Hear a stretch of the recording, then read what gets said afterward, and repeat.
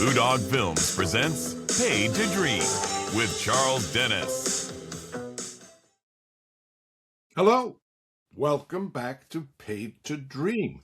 And I've got one of the great dreamers of all time with us today. She is Canadian theatrical royalty, and I will explain all of that in a minute. But here is Tedde Moore. Hello. Hello. How wonderful to be here.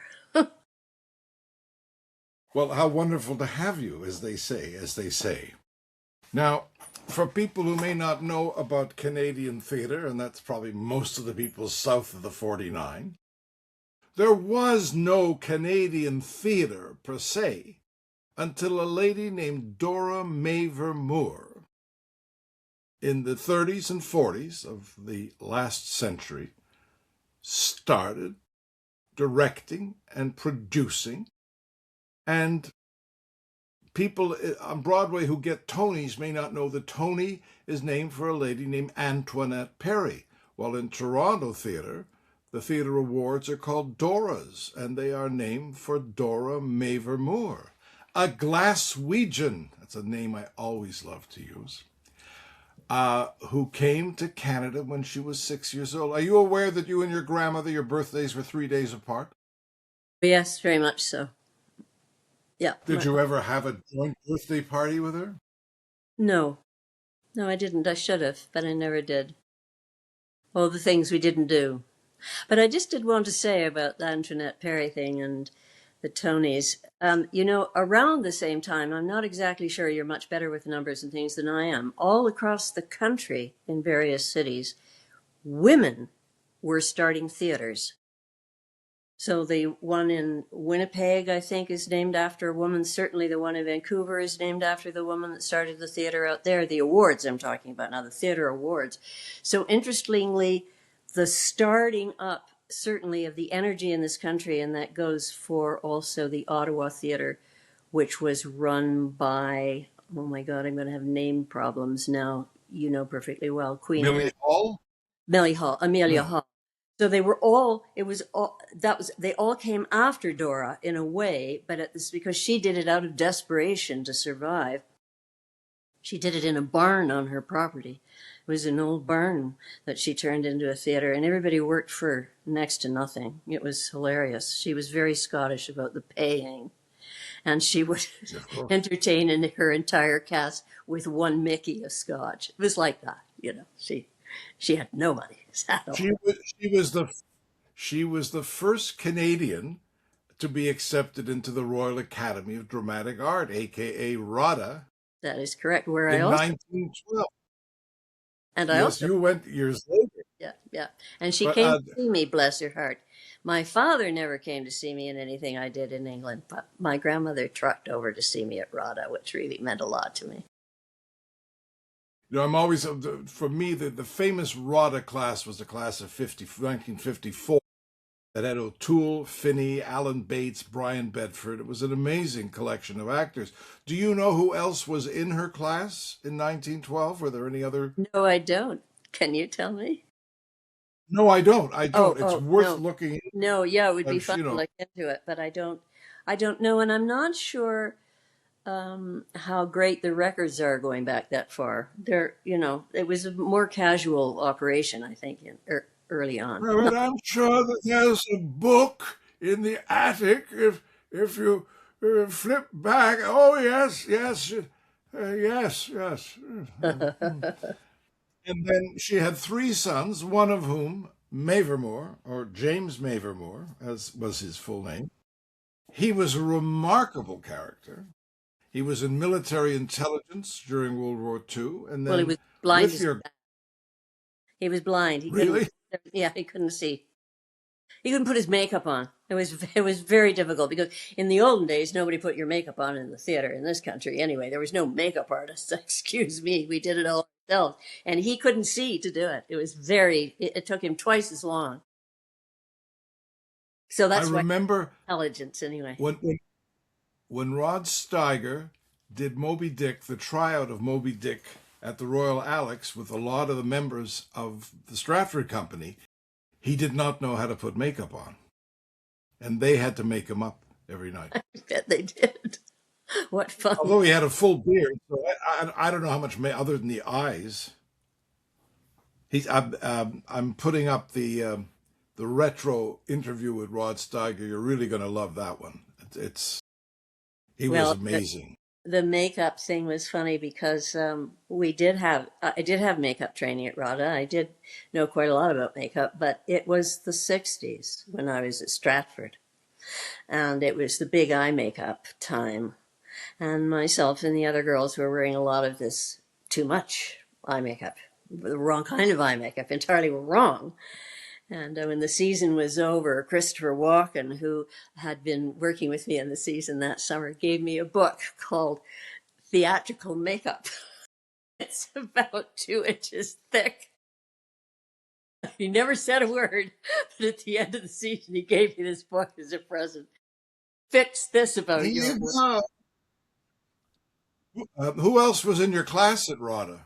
In Seeing my as we're class, um, yeah. hmm, uh, gee whiz, people who went on to do things and went on to have moderate success, but no big stars.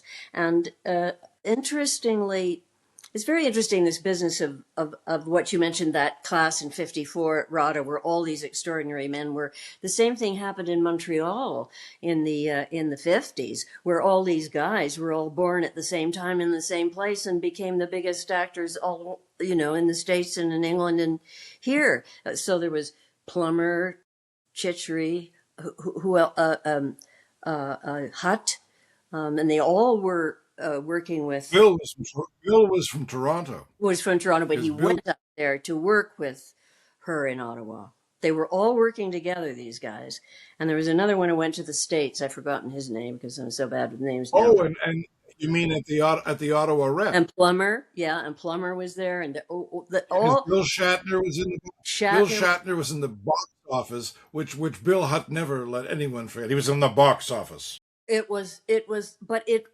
how does it happen that these cores of people come together and succeed as a, it seems to be sort of in the air or in the water or something. Anyway, the women, interestingly enough, in the class ahead of me and in my class did work, but I guess I probably had the biggest career of anybody in my class in terms of longevity and being in a couple of bigger movies. So, but they did work, but there were no big stars. And I didn't stay. If I'd stay, I often wonder what had happened to me if I'd stayed in England. But I was absolutely inculcated with this nationalistic Canadian come home, be a good Canadian and work at home thing. And so I had agents and offers and all sorts of shit, and I turned my back on it. And And sometimes it's speaking, hard being Canadian. You're stuck here emotionally. Except yeah, you. yeah.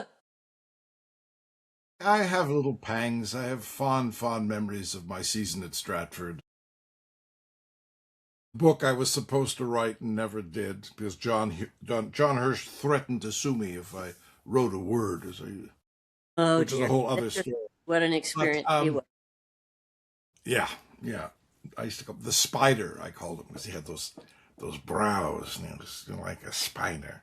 But My favorite the John Hurt story was when we did Hamlet, which was Kenny Welsh's played Hamlet at quite young age. He was absolutely terrific too.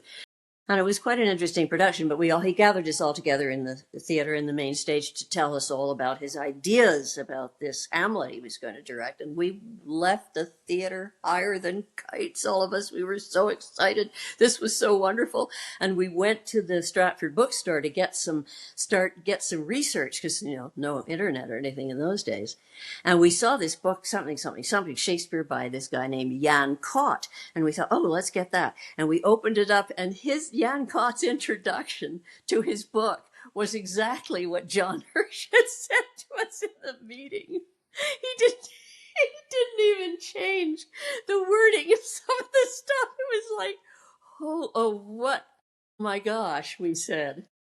Nobody told he Kenny had well. total recall. Now, in my research for you, going back to your family, I had not realized that your father basically started CBC, the national news. Well, it wasn't the news so much. He was in charge of television. So I Well, don't, hello. yeah. So but he did the sort of creative aspect of television and the drama and all that sort of thing. I'm not sure how involved he was in other aspects of it as it was getting developed. The interesting thing is that the people, no one knew what the fuck they were doing. They had no idea about these cameras, nothing. Nobody knew anything. And so they all went in as blind as each other. And as they learned and taught and learned and taught and experimented and discovered one thing and another, they then left Toronto and they went and helped the people in New York and helped the people in London because they weren't, I don't know, there's something about us. We're not afraid to say we don't know what we're doing. Let's do this. We didn't need to, there was no experts or anything anywhere at that point. So it was a pretty exciting time, yeah. So a lot of the people that went on to be very rich and famous had worked had started out at CBC Drama. It was amazing at the beginning of it, what was being accomplished, holy crow. Some of those shows are really something else to watch now when you realize they were, static cameras and people were running around behind the sets changing their clothes and quite the thing. I still remember being like 6, no, 7, and watching Mysterious Island on the CBC. And I found out years later Patrick McGowan was the star of that Yes. production because he was in Toronto. It was amazing the people who were in Toronto. That was sort of. I remember Michael Lindsay Hogg telling me when he went to work at the BBC, he encountered people who he'd met in when he worked in television in Africa. He thought that where would these people go? Well, this was sort of the place they washed up. I think about the people who were brought over to Canada who wouldn't have had a career in England. Barry Morse and all these people who became stars in Canada. Who were just rep actors. Yep. Well, John Neville tells a wonderful story of when he came to Canada to do something or other, and he had, I don't know, a lot of children, 5 children or something, and a wife and everything in London, and he was a big star there. And he came over here and was here a couple of weeks and called his wife and said, "I'm sorry to tell you I've fallen in love. You have to come here. I want to live in this country." And he forced his entire family against their will to come and live with him in Canada. So I don't know. I don't know. This was after he had done the Othello with Burton, and they switched parts. Yeah, And yeah. after he Yeah, was a yeah. He huge was a movie big star. matinee idol and he dumped it all to come. But he realized that here was a place that was starting up and he could build theaters, which he did, and help other people build theaters, which he did. And he really put his mark on while he was here in a way that very likely he wouldn't have been able to do in England. He would have been stuck as a actor, I think, probably in those days. So it opened. Now, your grandmother was also responsible for bringing Tyrone Guthrie over to create the Stratford Festival. Yes, well, that happened because Tom Patterson, the guy in Stratford, Ontario, who was a businessman and realized he could get some tourists if he had, he did the Shakespeare thing on the banks of the Avon River, which happens to run through our Stratford, Ontario. Didn't know who to talk to because he knew nothing about the theater. So he just, the only person the theater person in Toronto at the time was my grandmother Dora. And so he called her up and said he'd like to have a meeting with her, which he did. And then he said, "Who should we get?" And she said, "Well, I always believe in getting the best. Let's approach Mr. Guthrie." And he bloody came.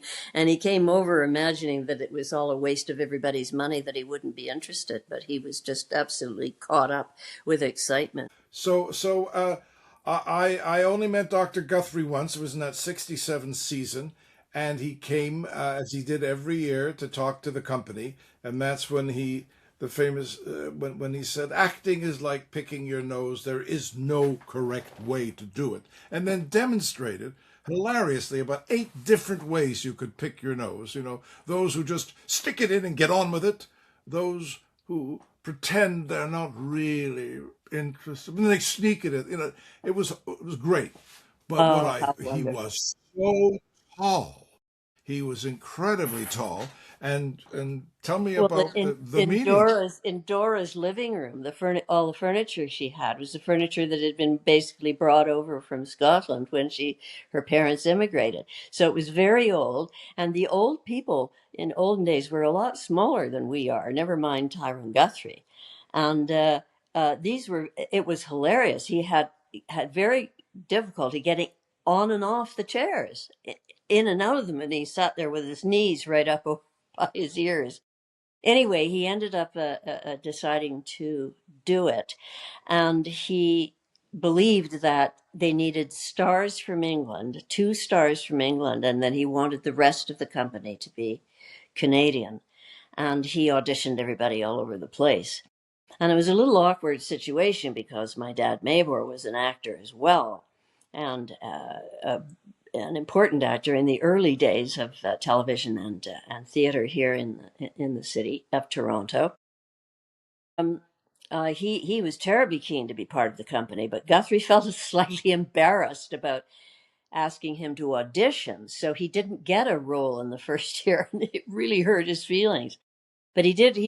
That got straightened out by the second season. So Guthrie asked him to the second season, and he was to play Petruchio in what's the name of that play that Petruchio is in? The Taming of the Taming Shrew. of the Shrew. And Taming of the Shrew, and Guthrie had styled the whole thing basically around Mavor, who wore these googly glasses and was very serious and very impressed with himself and very, this way, intellectually kind of had this quality about him. He just looked very serious all the time.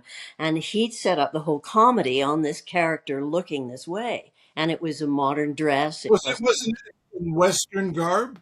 yeah, it was I modern remember a picture Western. like It was, that.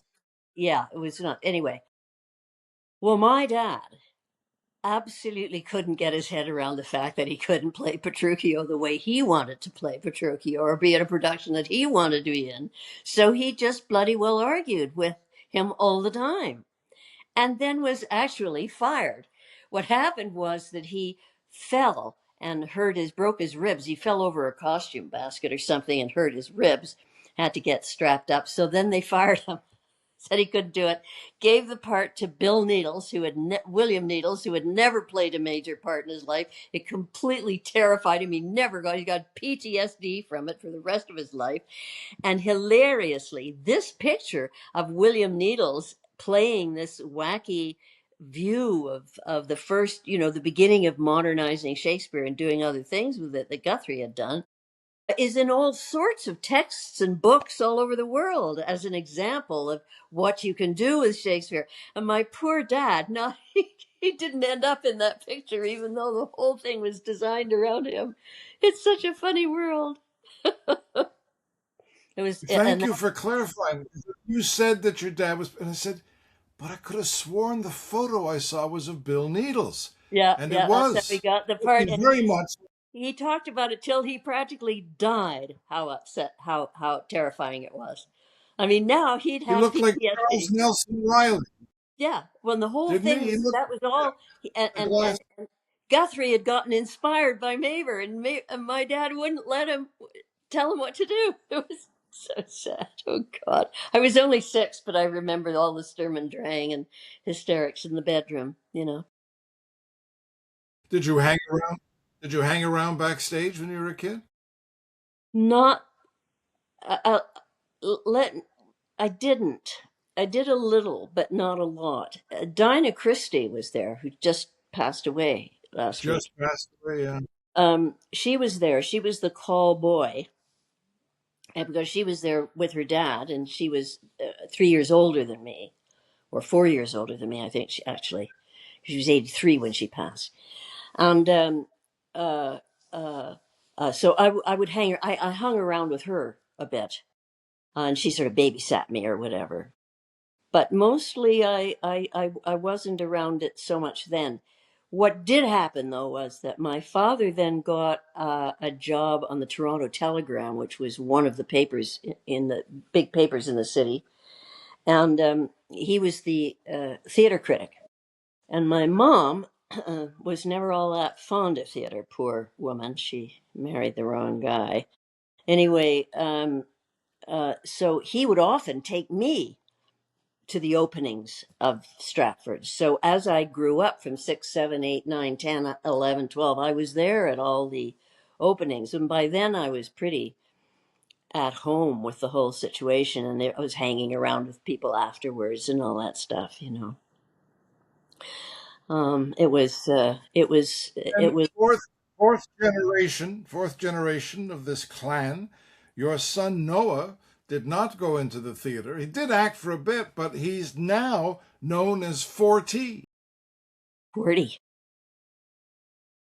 He got the name because from some kids of an artist that he was working with, then the artist had been given a contract, and Noah was a young producer, and the artist couldn't Noah couldn't help the artist get the work out of him. He just couldn't make himself create the music. And so Noah decided to go and live over at his place to try and keep him focused and try to. So the kids, Noah was there for days and days at a time. So the kids called him 40 because he was there for 40 days and 40 nights. It was just a silly children's joke, but it stuck. So this was before Drake. This is not Drake This you're is referring to, pre-Drake. because No, obviously. no, no, no, no, no. Noah worked with several artists before he and Drake got together. They didn't. They knew of each other as they were both kid actors. They were both young male actors around town, and they knew of each other, but they never had met each other or didn't. They obviously didn't audition for the same roles and that kind of thing. So they didn't. They hadn't. They had to be introduced.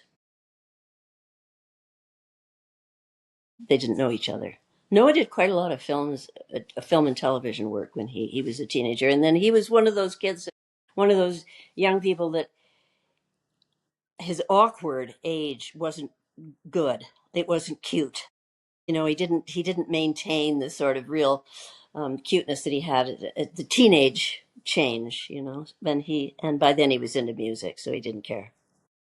But he had a good time. He was in How the Virgin early? How Suicides. early was? He was in the Virgin Sorry. Suicides. He was in the Virgin Suicides, Yes, yes. Sofia Coppola's first film, and that was hilarious because I wanted him to go to summer camp. He was 15. Screw movies. I wasn't interested in all of that, and he went and he got the part, Did, and we turned it did they down. And shoot so it in Canada or they in the shot it in States? Toronto. They shot it in Toronto, and uh, um, so we said no, and da da da da. And the phone rings. It's fucking Sophia Coppola on the phone, phoning Noah at home. Like, what the actual hell? Like, it was pretty heavy. And it was kind of hard to get him to go off to camp when the director was phoning him personally and begging him to be in the movie. So he had a good time. Are he and Drake still collaborating? Oh, yes, they're just finishing a new album right now as we speak. And are they still recording down in the West Indies, or are they? No, no, West no. They always recorded in Toronto. The first money that Noah spent as a successful young artist was to build his own studio. So they recorded in small studios that Noah had constructed around the city. And then when he got bigger money, and that was a hoot because Drake would be coming to this tiny little studio in Parkdale that Noah had constructed, tucked in among all sorts of strange old buildings and one thing and another. And there were all Drake's people, all the bouncers or whatever they're called, the protection or whatever the guys are called, all around. You know, kids would make mistakes if people would engage with them and not realize that they were with the big time, the big, you know. Oh my gosh, somebody keyed Drake's car, and that was a catastrophe for the poor boy. They were very sweet to him because they realized they'd terrified the life out of him. But when they finally caught him and had words with him about what he'd done, you know. Anyway, they realized he was scared enough to not mess around again. Their point was, you never know whose car you're messing with. Just don't do it. You know? People watching this podcast and go, why do I know this lady? Why do I know her? You know her from Christmas. Every Christmas, a Christmas story. This is that mean school teacher. Want Yeah, to but talk about that? I wasn't mean. I wanted to be mean, and I based my entire look of the character and my whole work on the character on this horrible grade 3 teacher I had named Miss Parker. And we started shooting the first day, and it was cut, cut, cut, cut, cut. And Bob came up to me and he said, no, no, no, no, no. She's lovely. She's kind. She's warm. And then on a dime, I had to go from the complete opposite to the complete opposite. It was fun though. And I was 8 months pregnant when I shot that movie. And I was in a corset to hold it in, which was okay, all okayed with the doctor and everything. And I used to go to bed at night dreaming I wasn't pregnant. Because the whole day I was not a pregnant person, I was just a heavier person, right? So I got very messed up in my head. Very messed up, but it was good. It was fun. It was Do you fun. go to conventions for this? I did for some number of years. Yeah, I did. But it's a lot of work. It's a lot of work, these conventions. There's a lot of smiling and greeting people and shaking hands and being nice, and it's work. So But you are I finished. nice. You are nice, Blanche. My best, I will just say this, that all sorts of people came dressed up as various character, as the character or whatever that they fancied and all that stuff. But one year, 3 teachers came dressed as my character in 3 different costumes. It was the best. It was really touching. It was really great. I really loved it. So it's a really mystery to me why that film is so. I mean, it's a great film and everything, but it's such a big icon thing in the States is really interesting to me. You know. Well, it's a Christmas tradition, and you're my tradition. Well, you're mine, Teddy, Charles. it's been a thank you. It's been a joy having this visit with you and letting other people enjoy this woman whom I have loved for years. Oh, my friend, right back at you. Your beautiful, beautiful home that you've created. Thank you. Bye I bye. hope you'll come back soon. Bye I bye. hope so too.